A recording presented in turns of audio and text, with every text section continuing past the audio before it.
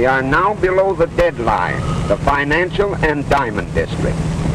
Here there are more diamonds by the square foot than any part of the world, including the Transvaal.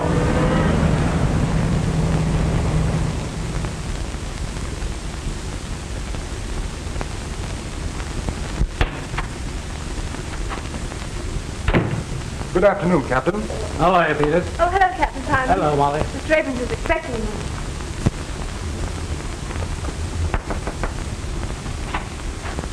Captain Simon is here.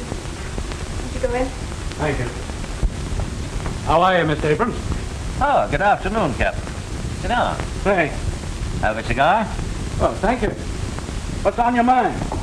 These diamonds. These and a lot more to come. And, oh, pardon. This is Mr. Everly, Captain Simon. Mr. Everly? I'm glad to know you, Captain. Mr. Everly and I are negotiating a very large consignment of diamonds, and we thought that you should be warned about it. A wise precaution.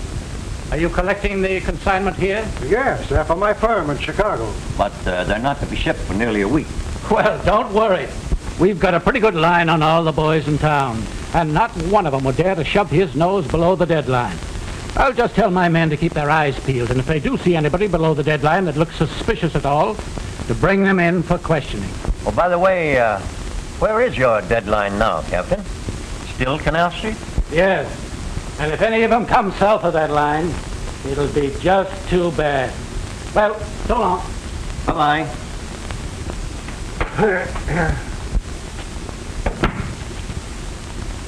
Well, I know where to get a nice solitaire for you, Molly, as soon as you give Terry Mulvaney the gate. You'll be too old by that time, Captain Simon. Oh, you're never too old.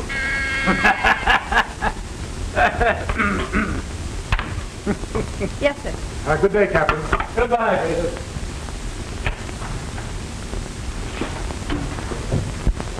Oh, Miss Fitzgerald, would you mind working an hour or two later tonight? Certainly not, Mr. Abrams. Then as soon as you're through, bring in your notebook.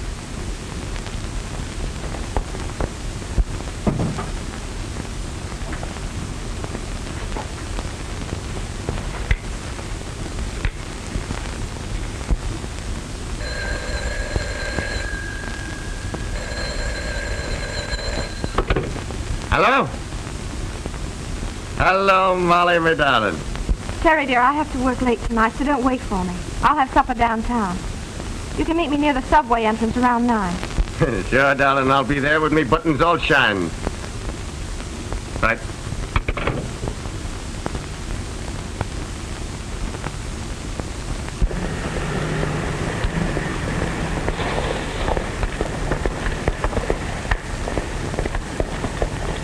Good evening, sister. How about a lift? Terry!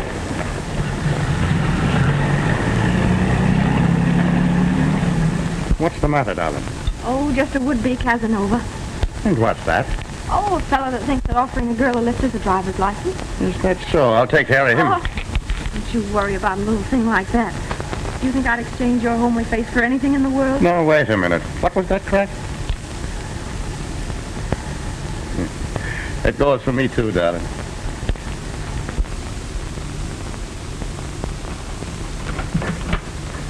Hello, Annie, dear. Well, good evening, Miss Tiverton. How are you this evening?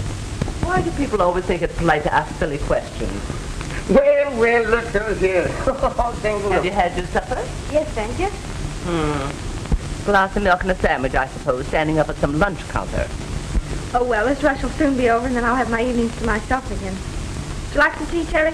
Uh-huh. I'll go fix some. Are you still here? I thought it was time for you to be going home instead of coming here visiting. Well, I suppose it is a little late for elderly people, but Molly and me won't mind if you want to go to bed. If you expect me to resent that, you're wrong. Why on earth don't you sit down? You've been on your feet all day, haven't you? I tell you, that I have. The poor dogs. Every time I make them walk, they get sore. And when are you going to get this advancement you're after? Well, the exams are in June, and by July you'll see me a full-fledged detective. Then crime will automatically cease, I suppose. Oh, no, not immediately. You see, there's the honeymoon first. Terry Mulvaney, if you don't make Molly the happiest wife in the world, you'll have me to answer to. Won't be for the want of trying. Molly needs a rest. That man Abrams works her too hard. Don't know what people want with diamonds anyway. Useless things. And yet if they can't buy them, they steal them. Oh, no, not much chance these days. Rot. Half the crimes in the world are never solved. Well, here, let me hold it for you.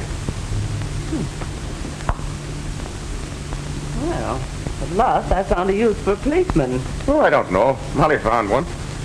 Did you ever try it? Are you two still bickering? Let me help you. Well,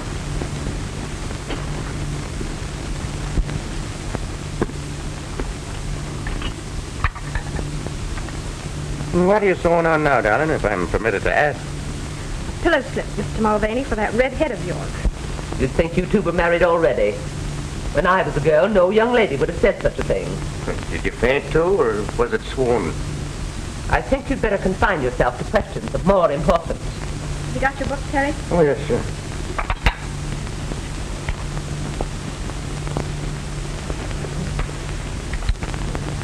When an officer takes a prisoner into custody, what is his duty? To search the prisoner for weapons and evidence, and conduct him directly to the station using every care to prevent his escape. Good. Under what circumstances is a policeman legally justified in using his pistol? What's that, correct? Under what circumstances is a policeman legally justified in using his pistol? And let me tell you, Flash, even if she wouldn't give me a tumble, that Fitzgerald dame can have my role any time she gives me the come on. What she got the others don't have. Oh, boy. She's got everything. Hold on, Spike. We're not mixing pleasure with business. She didn't fall for you. So now we got to find out some other way when Abrams is going to ship those diamonds. Rocks fascinate you, don't they? How do you think I got the name Diamond Dutch? Chasing after fluffs? Maybe not. But I never saw you pass one up. Right. But when there's a job on hand, I don't play with fire. You never saw me get burned. But I'm getting penny burned right now. Here we are, all set to make the biggest haul that's ever been pulled. And all you can think about is some dame that you've never even seen. But I'm going to see her. Tomorrow, I think. And we better call the whole deal off.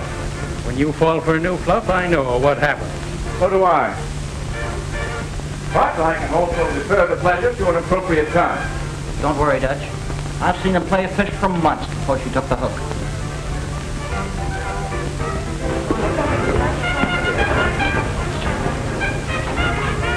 All right. But when does Abrams get in the balance of that consignment? That's all I want to know. Why pull this job a day too soon? When by waiting another day, we could get maybe $100 grand more. What'll you bet I can find out by tomorrow night? Come on. I'll split $1 grand with you. 500 apiece. Okay. That's a bet.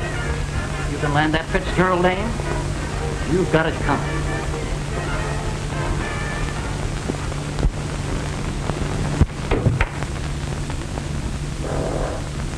Mr. Ackroyd? Right, young lady. And you are Miss, Just Mr. Abrams' secretary. Will you wait a moment, please? With pleasure. I come to look for a diamond, and behold, I find a pearl. Careful. There's so many synthetic pearls on the market these days. But then I'm an excellent judge. Professional, I would think. On the contrary. Amateur in its literal sense. Mr. Abrams, Mr. Ackroyd to see you. Will you go in, please?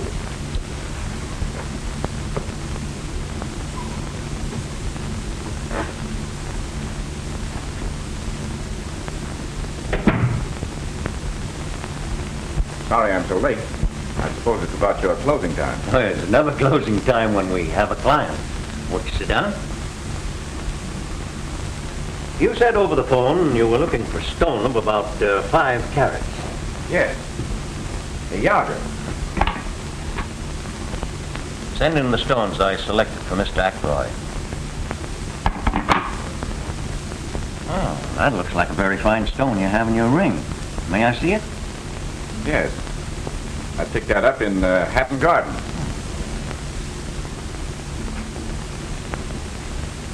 My, you know diamonds. It's Perfect. Can you match it? Well, you can judge for yourself.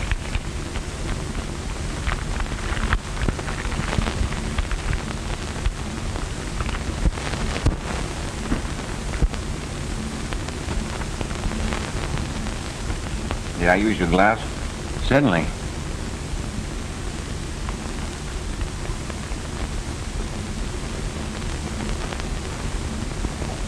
Aren't you going home, Molly? Doesn't look like it, does it? I had a date, too. Woman proposes, but business disposes. Well, I'll be glad to get home and dispose of that corned beef and cabbage that's waiting for me.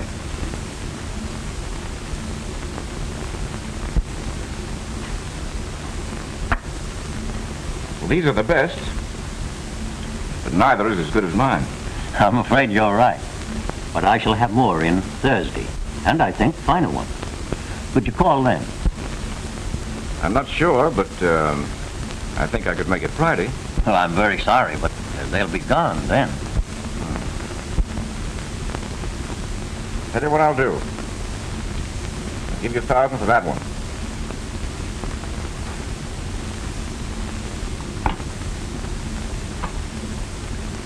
Miss Fitzgerald, make out a receipt for Mr. Ackroyd for $1,000.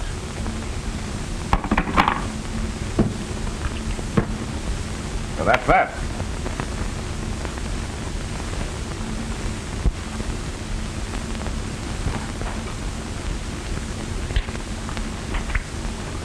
Here's your receipt, Mr. Ackroyd. Thank you. I'm sorry to have been the cause of keeping you so late, but perhaps I can drive you home. Well, I am rather late. Then why don't you let Mr. Ackroyd take you home? All right. Good night. Good night. Good night.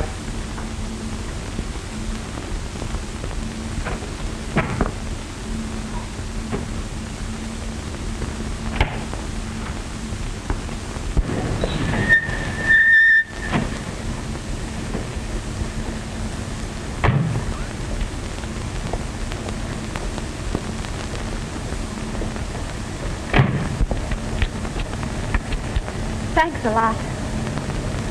You see, I'm not so bad. Wouldn't you take me on approval for a while? Someone else?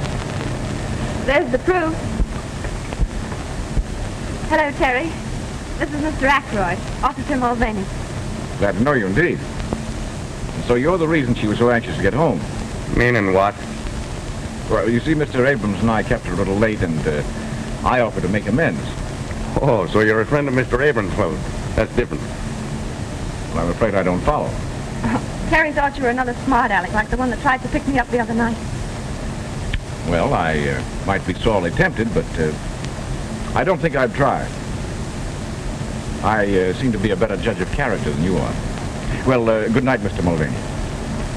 Good night, Miss Fitzgerald. Thanks again, Mr. Ackroyd. Don't mention it.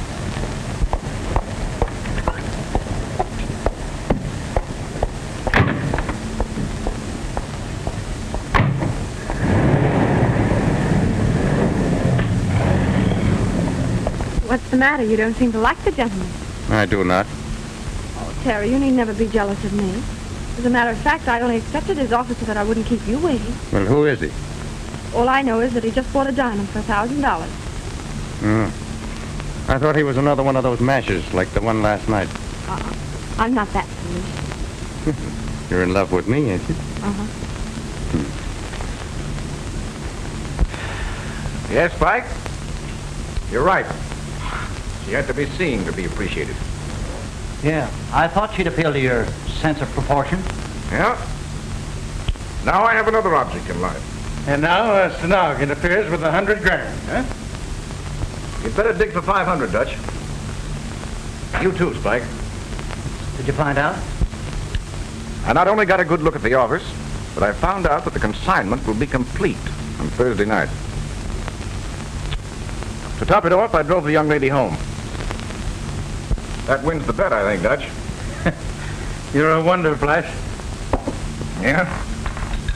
Well, it cost me $1 grand to do it. I bought that one. Only worth $800. Oh, I'll get most of it back. Take a look at the girl's writing, Spike. Could you imitate it? So she couldn't tell the difference herself. What's on your mind? She seems to prefer an Irish harness bull to me. Meaning what, he says? Oh, so you're a friend of Mr. Abrams. Well, that's different. Begor, I'd like to push the ugly mug of him down his own throat. All right, forget it. We got to think about this job ahead of us. That's just what I'm doing, Dutch. When you're pulling a big job, it's always safer to have some goat to take the rap. Sure. It satisfies the public and gives the cops a chance to save their faces. Right. And this is where I kill two birds with one stone. Officer Mulvaney will be the goat, and Miss Fitzgerald will be... In circulation again. But how are you going to do all this? Easy. Just practice on our handwriting, Spike, and we'll send Terry a billy-do on Thursday.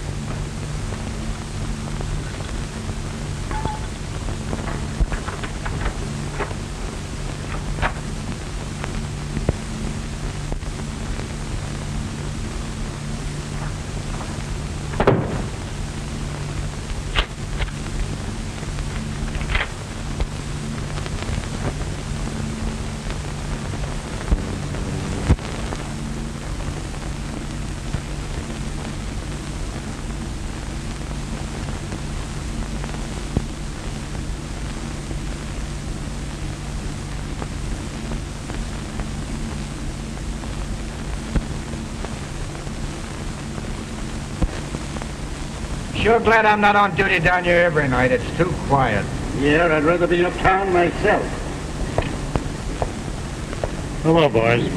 Well, no pinch tonight, Palmer? Oh, I think the captain's crazy. There's no one below the deadline tonight.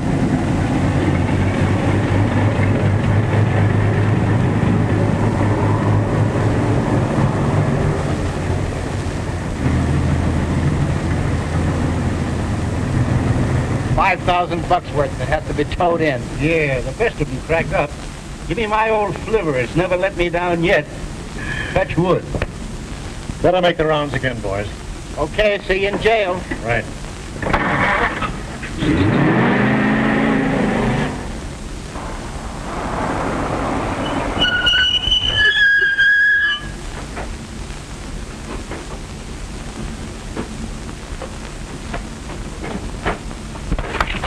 Okay, Flash.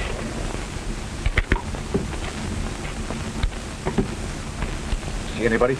Passed 3 bowls and they never give us a tumble. Let's get going then. All right. Hey, just a minute, buddy. Well, for crying out loud, what are you doing down here? Well, what's the matter with you, Bill? You got the jitters? Who is it? Why, it's Bricktop Mulvaney from 14th Street. Yeah, and don't go be saying anything at the station about seeing me down here, or I'll wipe up the floor with you. Oh, you know me, Terry. Yes, I know all of yous. So long. So long. Hey, what's the gag? Oh, nothing. We've been ribbing him at the station about being in love. He's got a girl works down here. Well, we've seen somebody anyway. Yeah, let's shove off.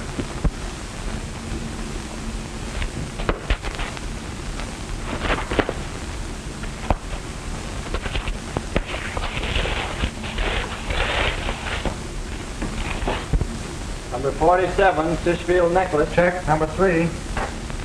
Miss Fitzgerald, call the express company now. Number 54, tray of 15 brooches. Check. Number 4.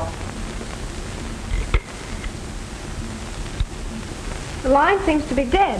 What? Stick 'em up, all of you.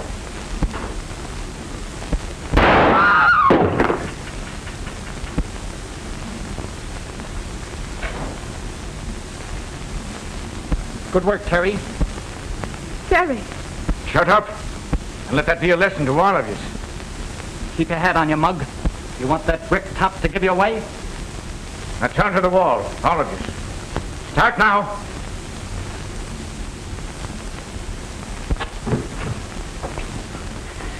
Move over. Keep 'em up.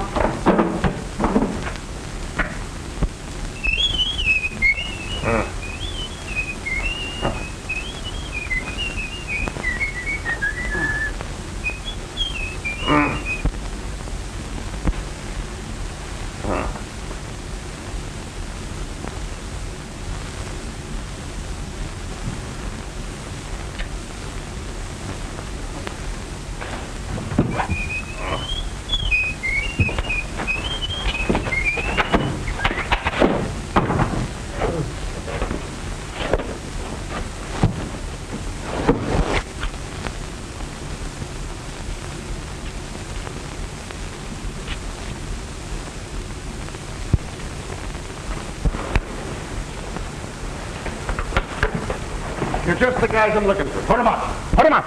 Put him up? What's the rib? Cut out the innocent stuff. Now, wait a minute. This is no time for kidding. You've got to help me find the guys that slugged me. I wish we were kidding, Terry, but you're under arrest. Under arrest? Well, what am I under arrest for? Murder and robbery of the Abrams office. No, wait a minute. The Abrams office? Well, how about Molly? Is she hurt? You ought to know. You were there. You can't get away with this. Abrams recognized you and your plug Peters. They all heard the other two call you by name. And even if they hadn't, that brogue in red hair would give you away. We saw you heading for Abrams' office just before the stick-up. Well, I must have been framed. Say, will you take me back to where they held me? You'll find the rope that was tied me up and the blindfold and the tape that was over my mouth. Wouldn't hurt to take a look. Even if we did, what would that prove? He could have planted them. I was slugged, I tell you. Sure, I was on my way to Abrams, but Molly asked me to call for her. Here, look in my side pocket. You'll find a note from her. There's nothing there. You killed a guy in cold blood, Mulvaney, and it'll take more than a bluff to get you out of it. They must have frisked me after they slugged me. Oh, please, will you take it? Yeah, we'll take you back to Abrams' office, and Captain Simon's there, and you can tell it to him. Go ahead, Max, put him in. Rooney, put that handkerchief over his face.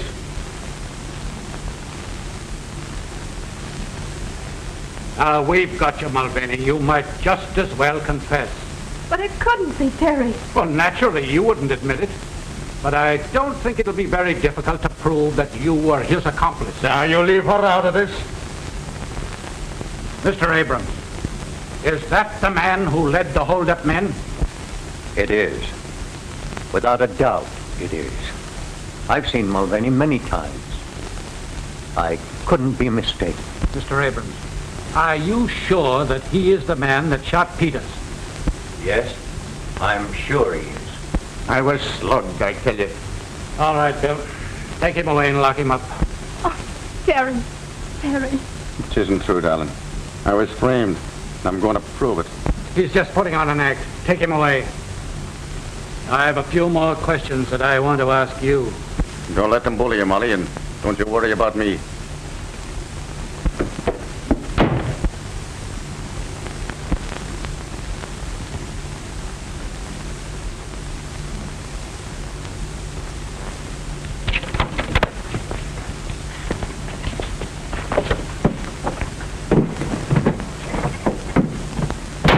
I'm sorry, Bill, but I was framed and I can't prove it in jail. Yeah, 26532. I'll set it right out. Okay. Calling all cars. Attention, all cars. Mulvaney has escaped in a police car. License number 26532. He drove north on Avenue A. Block all roads and bridges leading from the city. He's handcuffed but armed. Bring him in, boys. That's all.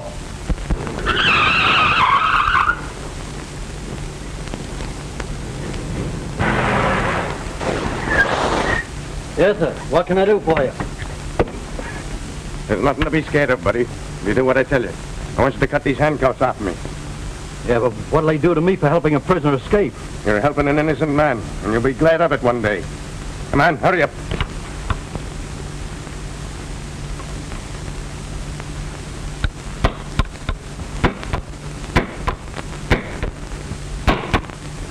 And after they're off, you gonna plug me? I'll make a bargain with you.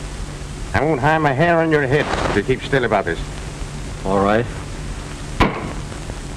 Calling all cars. Attention, all cars.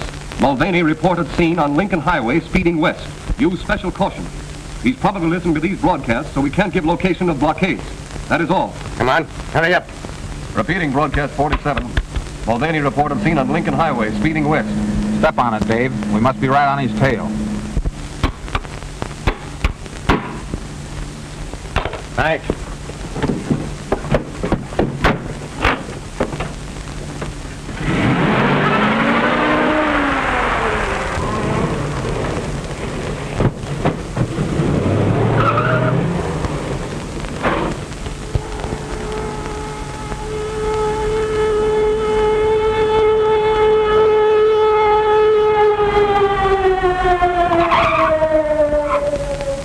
He just left. Mulvaney just left.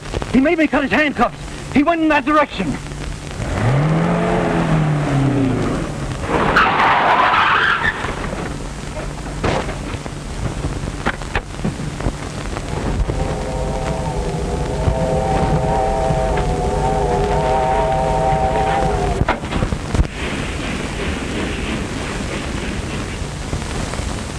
your time, people. You belong in these parts? Oh, just business. What's the next stop? Don't you know what train you're on? Oh, sure. The Tipsy train. No. You gotta go back to Hopewell Junction to get that.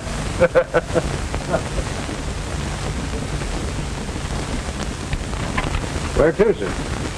Albany. 585. Change at Pine Plains and Chatham.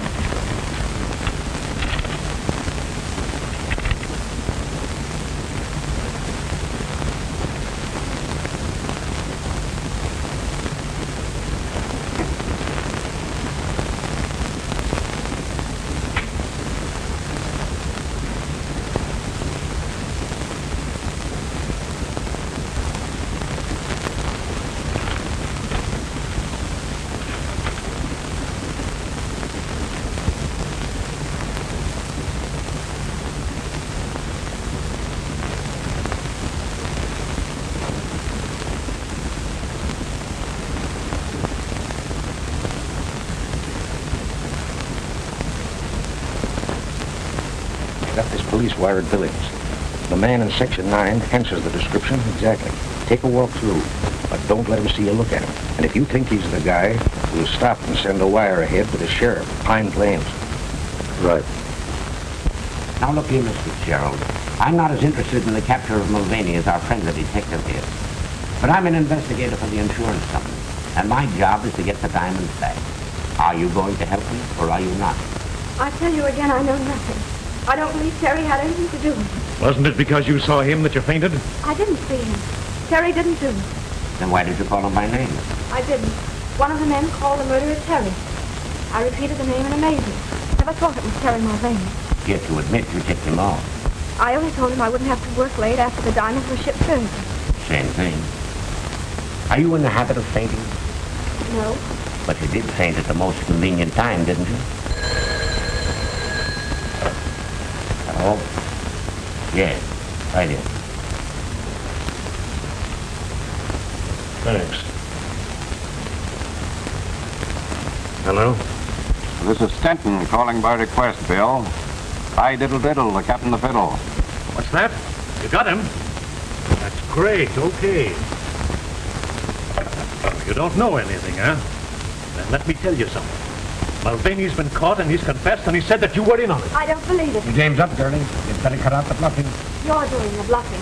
If Terry had been caught, don't you think you would have been overjoyed? Instead, you sat there watching my reaction. You'd better learn to act. Sorry I can't say the same thing to you, but I'm very glad to know just how clever you are. Well, they both think they're clever. Mulvaney has as much chance of getting away as the well-known dog with rubber legs has. How's this? Feel certain passenger on number 19 is Mulvaney, wanted for murder. Meet train at Pine Plains. I hope there's a reward out for him. Maybe there is. We'll stop at Clinton and shoot this ahead.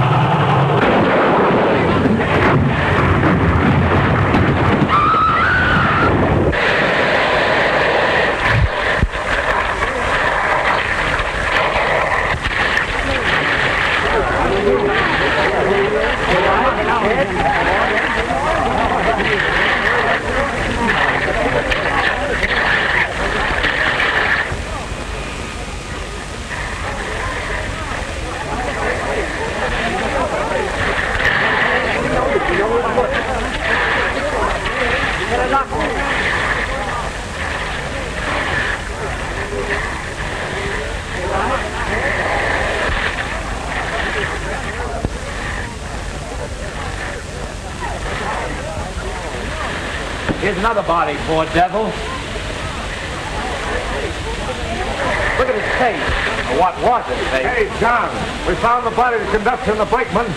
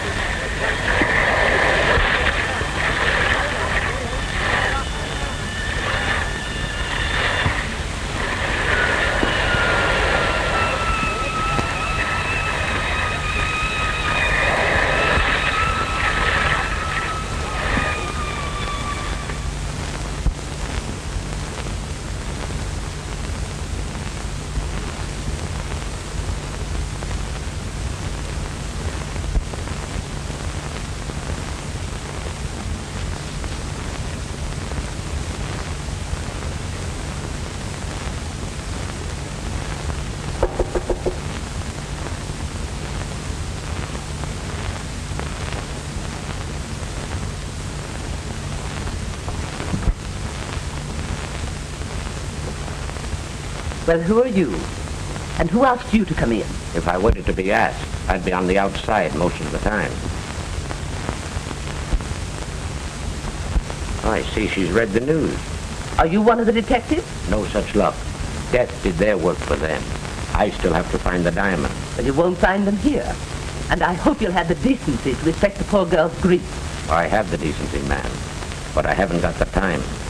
Perhaps she'll talk now, more than she did last night.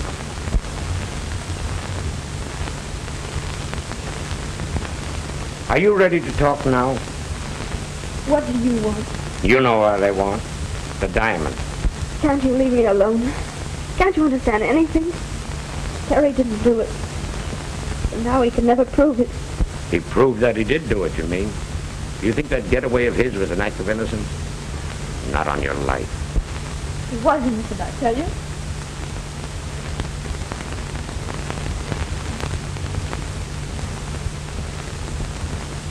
You expect to find the diamonds behind the pictures or under the carpet?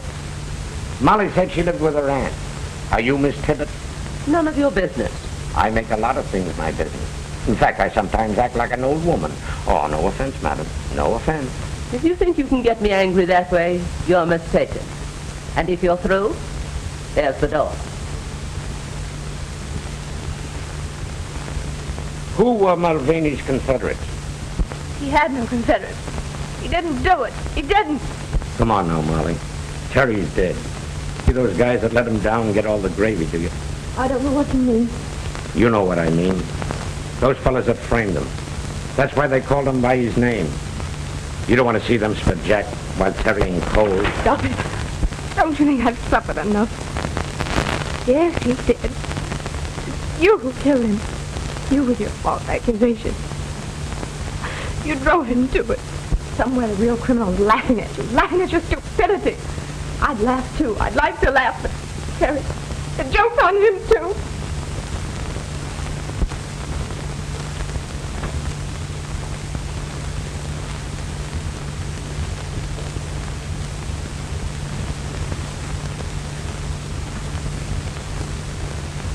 You think he can pull through? Oh, he'll be all right. I'll probably have to do a little plastic surgery on his face. Then you'll be in your element. Well, it's always interesting to try to improve upon nature. Wonder who the beggar is. There's no identification on him. Well, we'll find out soon. He'll recover consciousness now that I've removed the pressure.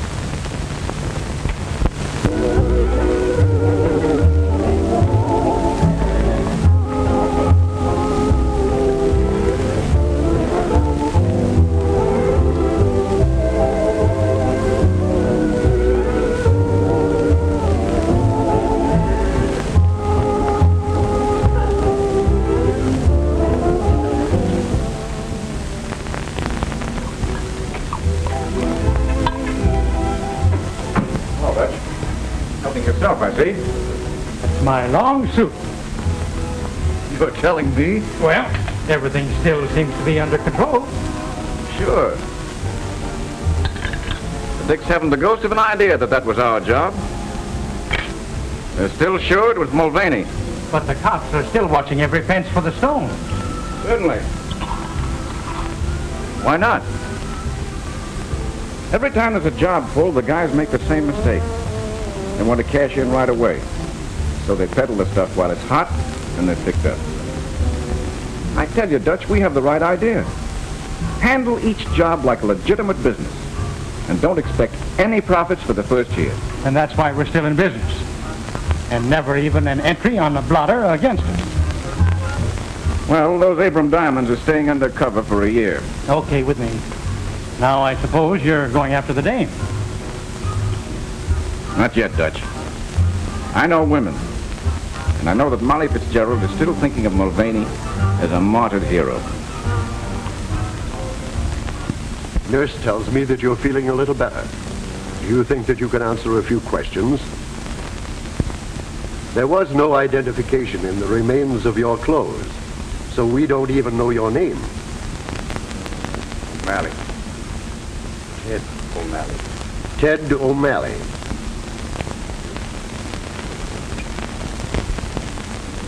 Have you any relatives or friends that we can notify? By the way, what kind of a nose did you have? I mean, I shall have to build up your nose from practically nothing. Couldn't you get me a photo to go by? I'm afraid he's a little too weak yet, Doctor. Oh, well, I'll give him a classical one.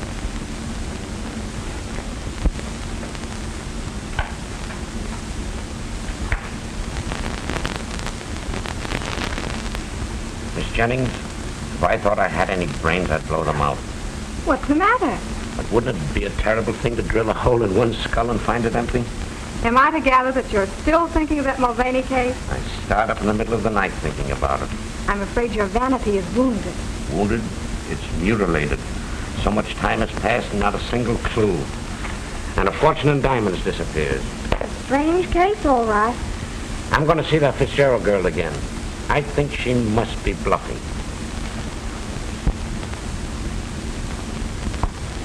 Where's your winter coat? Oh, I sold it. I won't need it. Well, this is your business, Molly. But I'd like to see anybody try to force me to leave town. You don't seem to understand, Annie. I'm branded as a thief. Nobody will give me a job here. Don't forget you'll always have a home here. Remember that.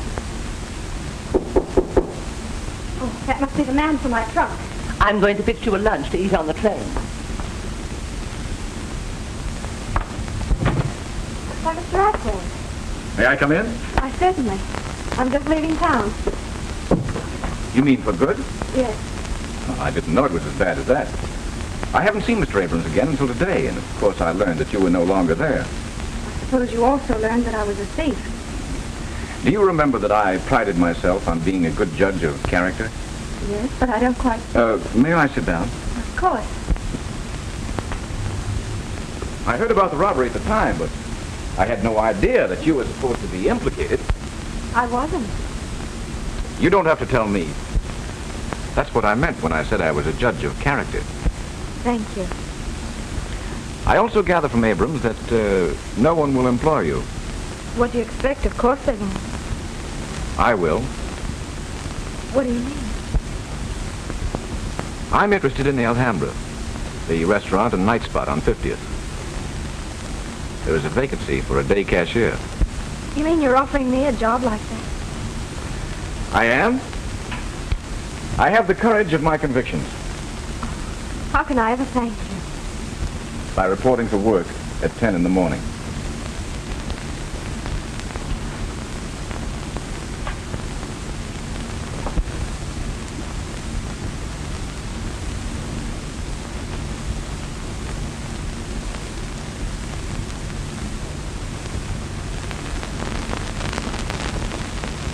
Yes, we can leave the bandages off now. Sure, Doc, and that won't make me mad. No, I suppose it probably won't, but evidently you would like to see what I've done for you. That I would.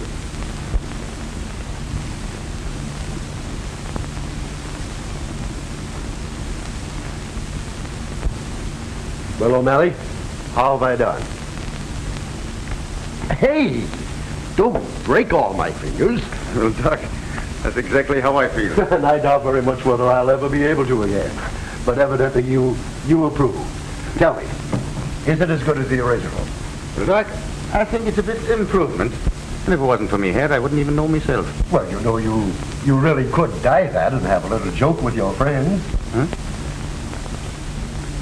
Oh, yes. It would be a joke, wouldn't it? Well, I'm really glad that you're pleased. And the railroad company will be, too. You'll probably let them down easier. What do you mean?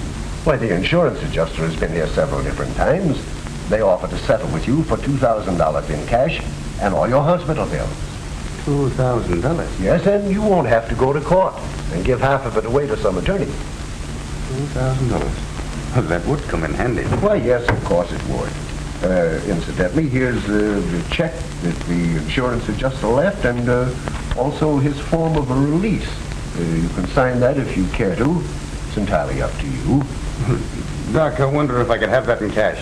Why, I suppose so. Just endorse the check and I'm quite sure they'll cash it.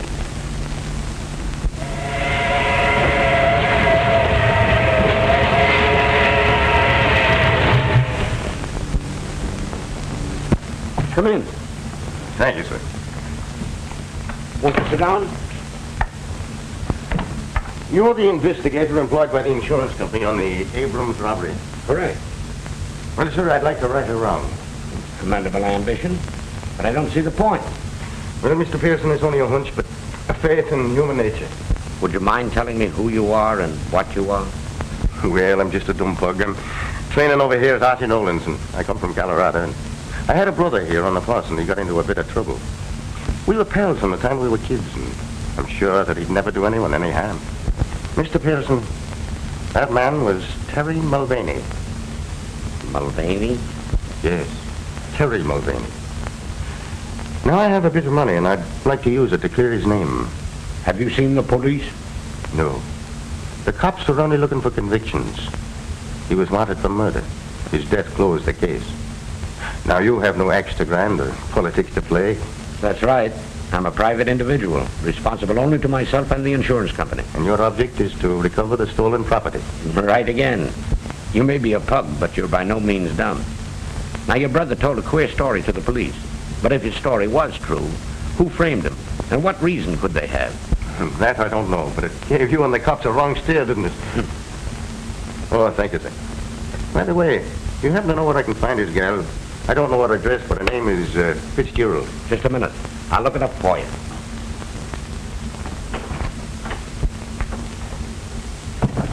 Miss Jennings, get the Mulvaney file. Quick, the fingerprint records.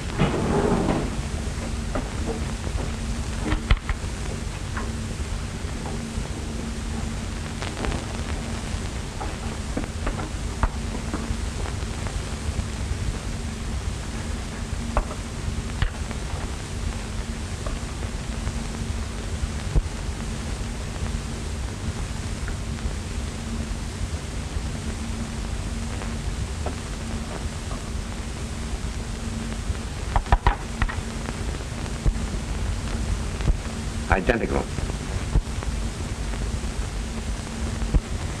He's our man.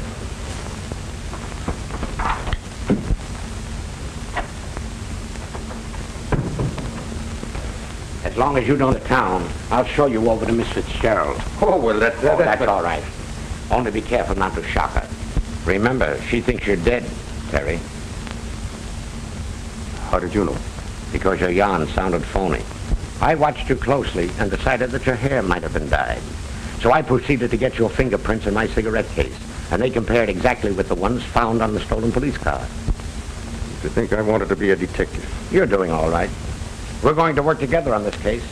I take it that's what you want. Why, that's more than I expected. Tell me, how did you work this substitution with the dead man? Well, I heard a couple of the wrecking crew say that his face was all gone, so when they went for the stretcher, I emptied my pockets into his. Quick thinking, my lad. Yeah, but I didn't think very long. When I come to, I was in the hospital, and the nurse was reading the newspapers to me. In other words, you woke up and found yourself dead. That's about it. Well, you've awakened to plenty of worry, and we've got to solve this case before the police get on to you. They won't ever get on to me, because I really have got a brother, Ed, in Colorado. Does Molly know that? Sure. Why? Then you got to remain Ed, even to her. Oh, I could never fool Molly. The doctor didn't change me that much. Well, you must try. You know, brothers sometimes look very much alike. Well, I want Molly to know that I ain't dead. All right. Tell her Terry escaped to your place in Colorado, and you came east to clear up the case. Well, couldn't I? No, you can't take that chance with Molly.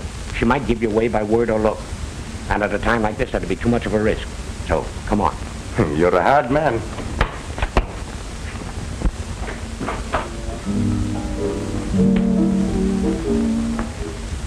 We saw Pearson outside talking to a guy. Pearson? Oh, the insurance company sleuth. Forget him. What'd you find out? Well, we can get rid of a few grand's worth. It's safe enough now. You don't think Pearson means anything? Not a thing. He used to park on Molly's trail, but he's given that up. And I still claim you shouldn't have given that dame a job here. Why? Well, Fluffs have brought down bigger guys than you, Flash. Oh, forget it. Pour yourself a drink.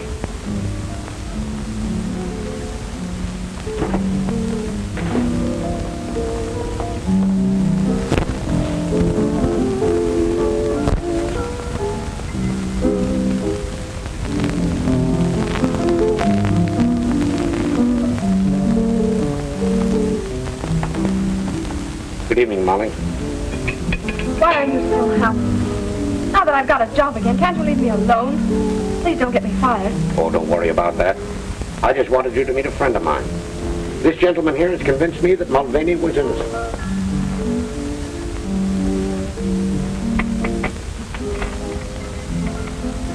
Terry. No, Ed. Terry told you about me, didn't he? Would you mind if we sat down? Of course not.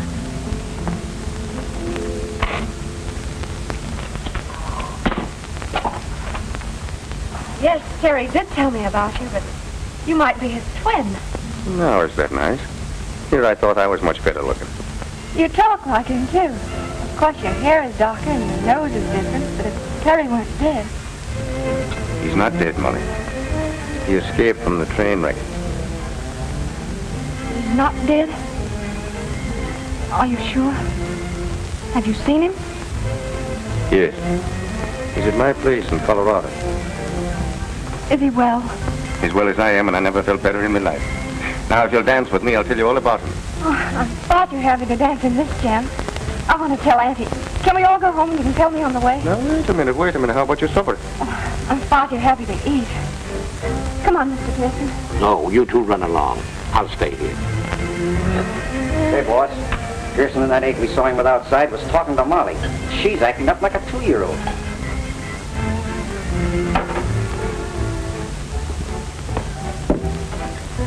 Now, don't you get scared the next time you see me. Good night, Ed. And you be careful.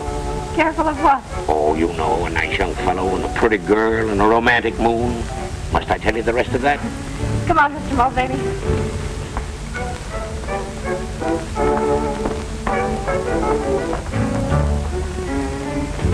Boss, looks like you've been asleep at the switch.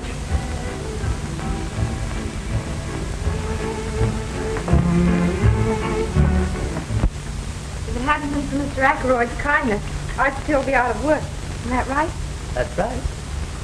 Now, look. If it's some money that you're needing, Oh, no, thanks. I couldn't think of it. I'm doing nicely now. Young man, your heart's in the right place, but I can't say the same for your brain. I've married. Now, wait a minute. Maybe Miss Tibbet is right. I'm always right. I objected to your brother as a policeman, but no young man in his senses would ever take up prize fighting as a profession. Look now. How about Gene Tunney? He seems to have done all right for himself. As soon as he got any sense, he quit. Just the same, I want you to know that you brought more happiness into this house than's been here for many a day. I like you. Thanks. You know, that goes for the both of us, and if I wasn't in love already, I'd be asking you to marry me. Oh, go along with you. You're just another Terry yourself. Good night, and God bless you.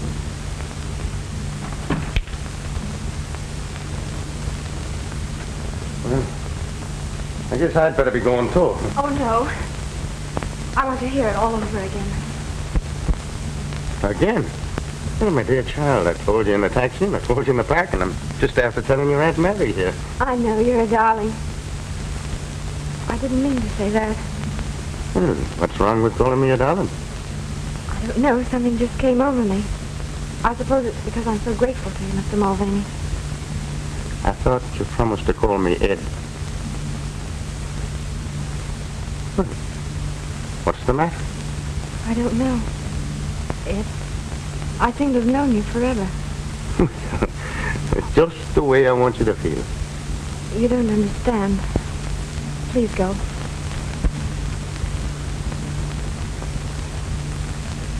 I'm sorry. Will you forgive me? For what? I was going anyway. I suppose you think I'm crazy. I feel crazy. After all these months of anxiety, you suddenly appear and sweep it all away. I want you to know how happy you've made me, and how grateful I am to you.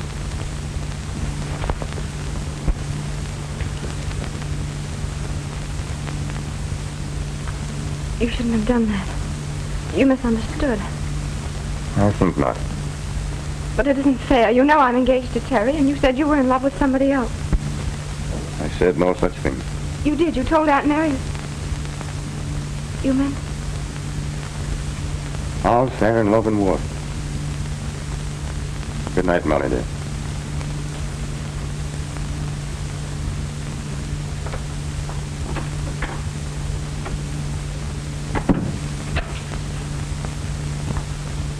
had begun. Oh, Aunt Mary, what'll I do? What's the matter, Molly?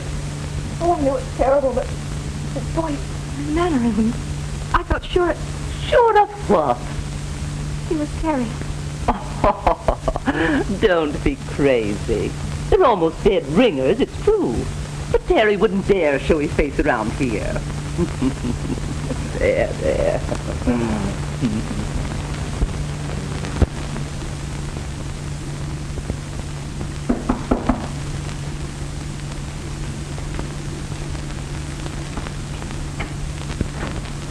You sent for me, Mr. Ackroyd? Yes, come in.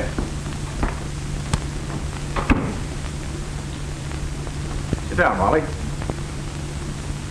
want to have a talk with you. Cigarette? No, thank you. You have a good time last night? Yes, I heard some splendid news. Why do you ask? Well, I happened to see you go out with, Mr. Mulvaney? Mulvaney. Yes, he's a pugilist. Oh, a fighter, eh? Well, I never heard of him. He's Terry's brother from Colorado. He's training with Artie Nolan now. So if it isn't one Mulvaney, it's another. Why do you say that? Look, I've been pretty nice to you, haven't I? I've left you alone and never bothered you. Waiting until you got that crook Mulvaney out of your mind. Now, don't interrupt. I'll do the talking. I wasn't going to say anything until you got rid of the blues. And now, when I see you're happy for the first time, it's with another guy. Don't I deserve a better deal than that? I'm sorry, I had no idea you felt that way. Listen, you're not as dumb as that. Why do you think I gave you a job here when everybody else thought you were a crook? Mr. Pearson doesn't think so now. Listen, Molly. The cops have been on this case for months now, and there aren't any clues. If you think that he'll ever be proved innocent, you've got another think coming. Even if he were, what's the matter with me? Don't you think I'm a better catch than an Irish harness bull with a brogue as thick as a shillelagh? Now, me darling, it's time you got wise to yourself and started being nice to the fine gentleman that's been nice to you. Wait a minute. Sorry, Flash. Well, I shall appeal to your reason at a more convenient time.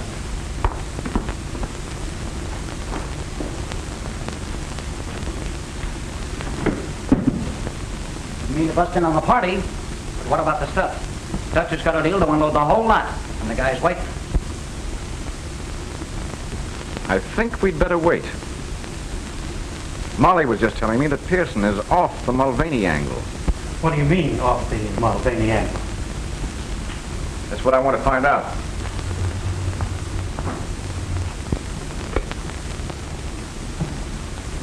Send Al up here at once. What? What's the matter? Molly's walked out. That's the best news I've heard today. Shut up. She must believe I'm an awful sap if she thinks I can't keep her from walking out.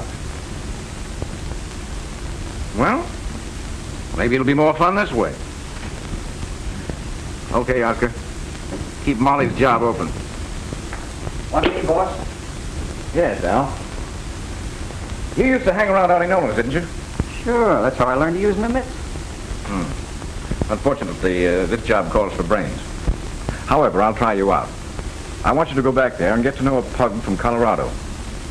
He's a brother of Terry Mulvaney's. What's he look like? You saw him last night going out with Molly. Oh, I thought there was something familiar about that mug's face. What do I do? Spoil his looks? Oh, no, nothing so crude. Just get his confidence and when you...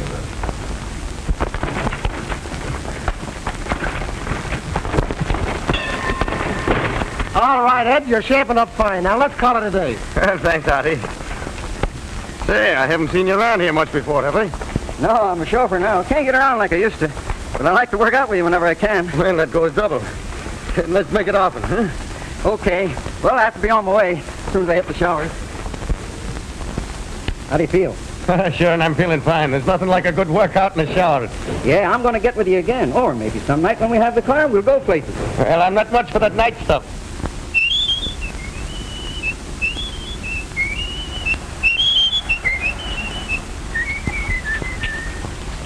Say, Eltz, who is it you work for? Flash Ackroyd, the guy that owns the Alhambra. Oh, that's funny. I met a gal that works there. She used to be engaged to my brother. And boy, did I fall for her. What's her name? Molly Fitzgerald. You mean she used to work there? And what's the matter? Was she fired? She walked out. Didn't you know? Well, I haven't seen her today. I can't see why she should quit. I don't know. Search me. Looks all right to me, boss. Bit of a sap, maybe. Admitted he'd fallen hard for Molly. He said that, did he? Yeah. But what do you care? Just give me the word. Go get him. Bring them up here. Now you're talking. I'm telling you, I couldn't be mistaken. No two men could ever whistle exactly like that. Funny, though, that he should be working as a chauffeur. Maybe not as funny as you think.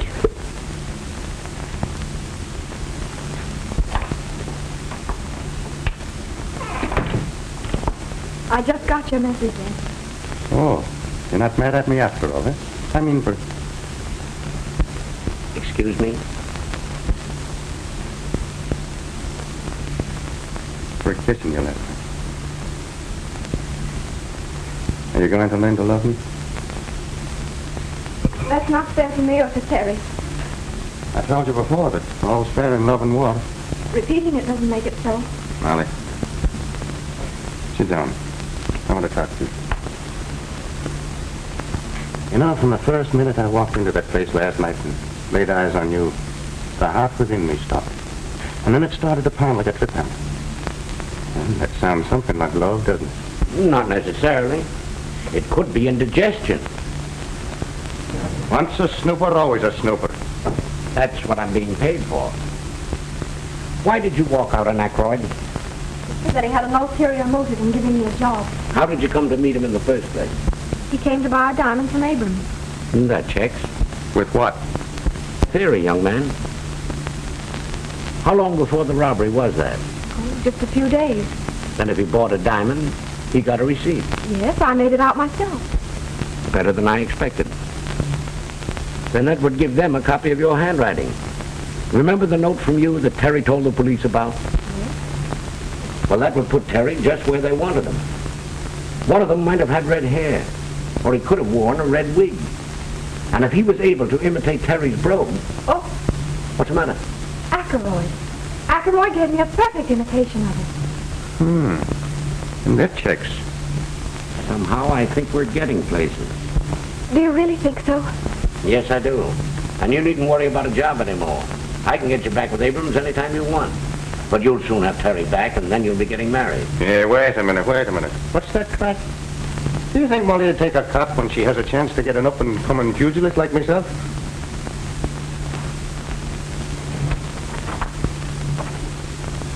Oh, maybe I shouldn't have said that. The poor kid, she don't know whether it's Terry or Ed she loves. Leave it to me.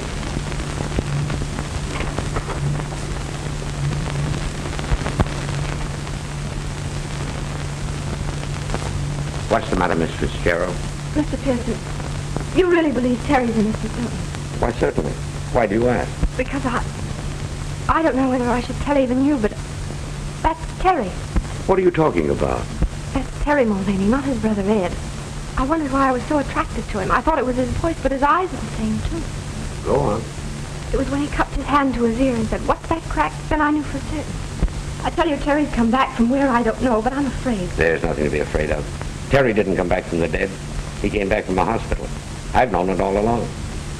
Then I've been the goat. I'm going to give him a piece of my mind. Oh, just a moment. It was all my fault. I insisted. I was afraid that, try as you might, you would give him away. He had no right to make love to me. Well, who had a better right? Nevertheless, you wait. Don't you tell him.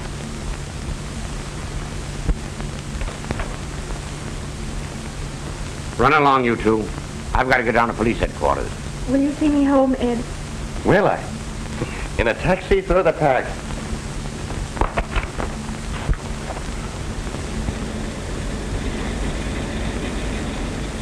Ed, there's something I must tell you, and it may relieve your mind. Well, my darling, you go right ahead and tell me.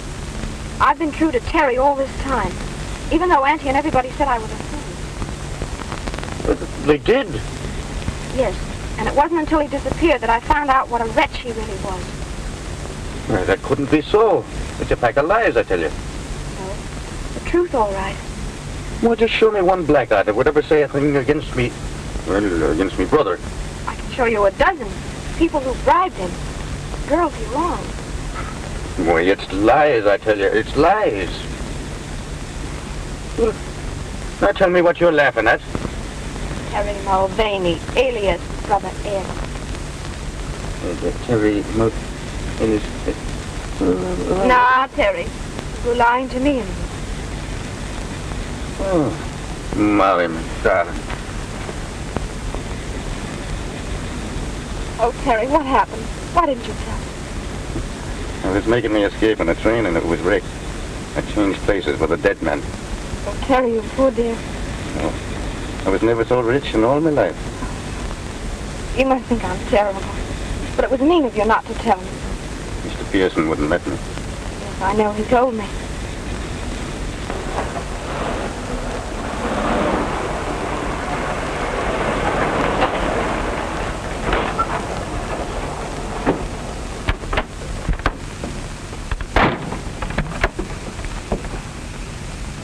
Hey, now, wait a minute. This ain't the place I told you to go.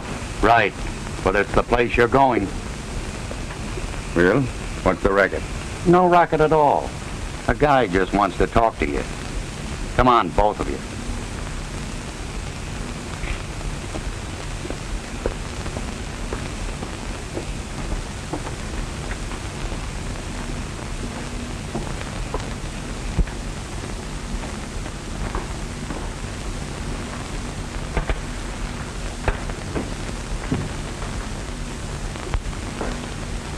So here you are. Well, what do you want? Just this. I don't stand for anybody muscling in on my territory. Meaning Miss Fitzgerald? You guessed it, Mulvaney. You flatter yourself, don't you? My advice to you is to get out of town tonight. Because if you're here in the morning, you'll be in the morgue, see? As for you, Miss Fitzgerald, you'd better come back to work. If you don't, there'll be a shortage discovered in your accounts. And that, after being mixed up in a diamond robbery, would be just too bad. Just a minute. Throw him out. If he gets noisy, well, you know what to do. But, boss, this guy isn't Ed Mulvaney. What do you mean? I heard him in the cab saying that he had changed places with a dead man. His real name is Terry Mulvaney. That it is. What about it? You're wanted for murder. What are you doing back in town? Looking for the guy that framed me. Still sticking to that story. Who do you suspect now? Who do you think? Got the car handy, Al? Sure, boss.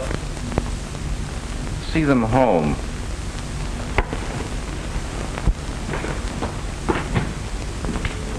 That guy knows more than he was telling.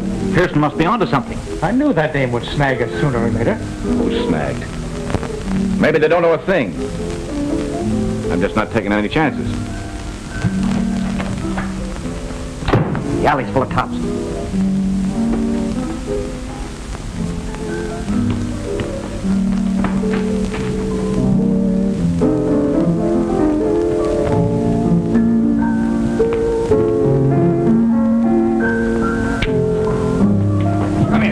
Wait a minute, what's the idea?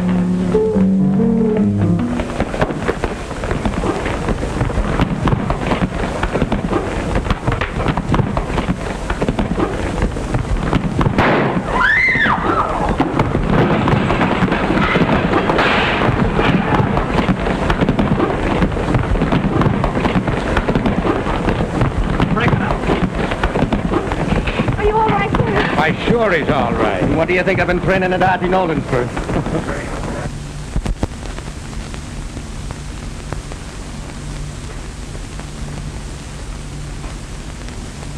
Everything checks. Give Terry all the credit for recovering those, Mr. Abrams. Terry, you always wanted to be a detective, didn't you? That I did, sir. Well, the chief says you are. Maybe you could use this. Solitaire. I think they'd much rather have a wedding ring. You can have them both on the house.